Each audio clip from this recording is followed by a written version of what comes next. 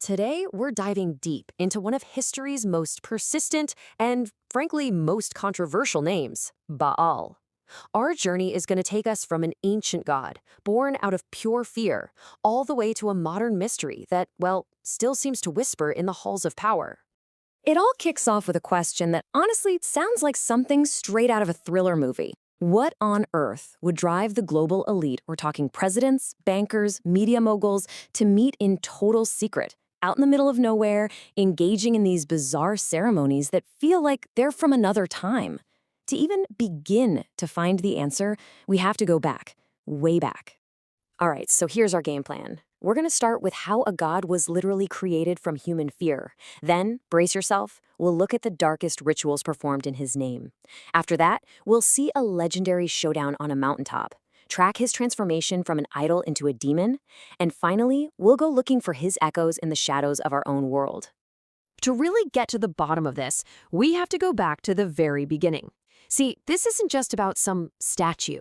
It's about a belief system that was born from the most basic human instinct of all, just trying to survive. I want you to imagine, just for a second, that you're a farmer thousands of years ago in the ancient Levant, what we'd now call Syria and Palestine. Your life isn't built around a reliable river like the Nile. No, your entire existence hangs on the sky. If the rains don't show up, your crops die, your family starves. It's that simple. This constant, gut-wrenching fear of nature's whim gave birth to a storm god named Hadad, the one who controlled thunder, lightning, and, of course, the rain you desperately needed. And this is where the story takes a fascinating turn. People started calling the storm god Hadad by a title, Baal, which just meant master or lord. But over the years, the title completely took over. The original name, Hadad, was forgotten. Only Baal was left. Now, that's not just a small language change. It was a huge shift in focus. People weren't just worshiping a storm god anymore. They were worshiping power itself, absolute power. And, when people start worshiping pure power, things tend to get dark, really dark. This is where the story of Baal takes a turn into a ritual so horrific, it's almost impossible for us to even wrap our heads around today. Picture this. You're in a crowded city square. Thousands of people are there. You hear the pounding of drums, and right in the middle of it all is this massive bronze idol, maybe 50 or 60 feet tall. It's got the face of a man, but the horns of a bull. Its arms are stretched out, and right in the hollow of its chest, a furnace is just raging with fire. The design was just chillingly precise. Its hands were sloped downwards. Why? So that when a mother placed her own baby onto the statue's palms, the infant would just roll right into the fire below. And let's be crystal clear. This isn't some scary story or a myth. Archaeologists have found the proof of this horrifying practice at sites all across the Mediterranean. The Roman writer Plutarch actually described the brutal, twisted logic of the whole ceremony. Mothers were absolutely forbidden from crying. A tear was seen as a sign that the sacrifice wasn't willing, and that would make the god angry. So they just stood there, silent, while horns and drums blared to drown out any sound of screaming. And this wasn't some brief, insane period in history.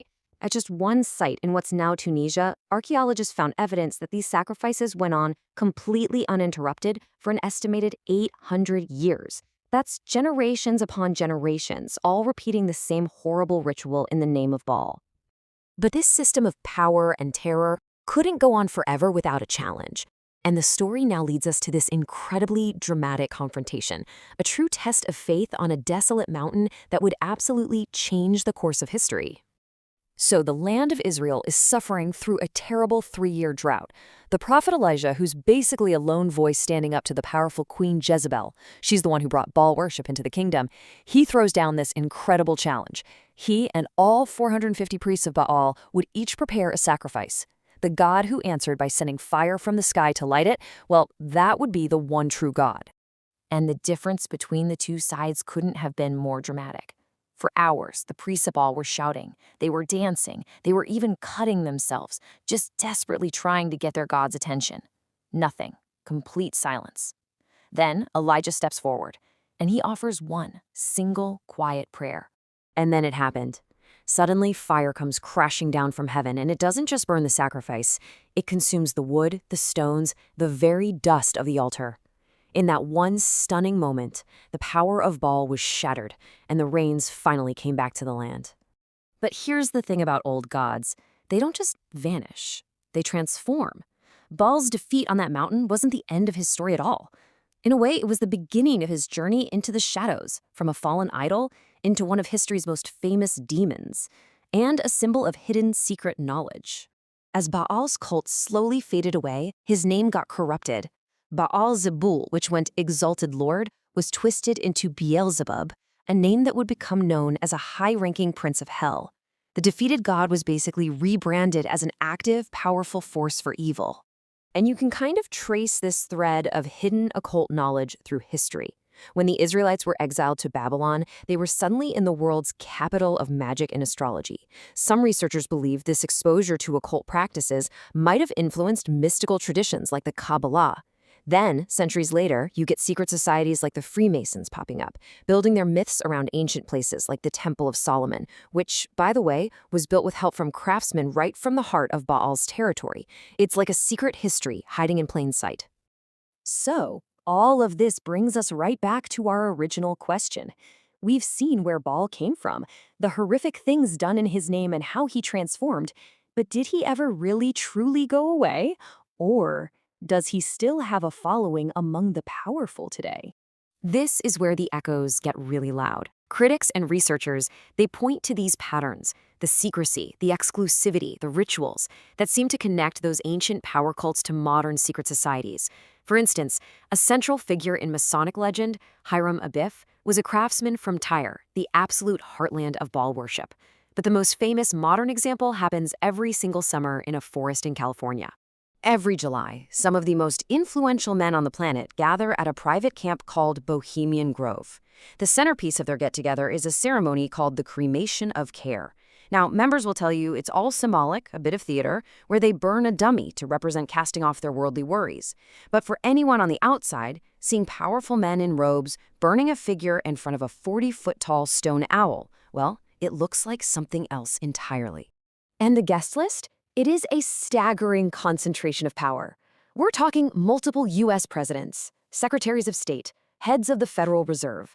For decades, many of the people who literally shape our world have been documented attendees at these very strange, very private rituals.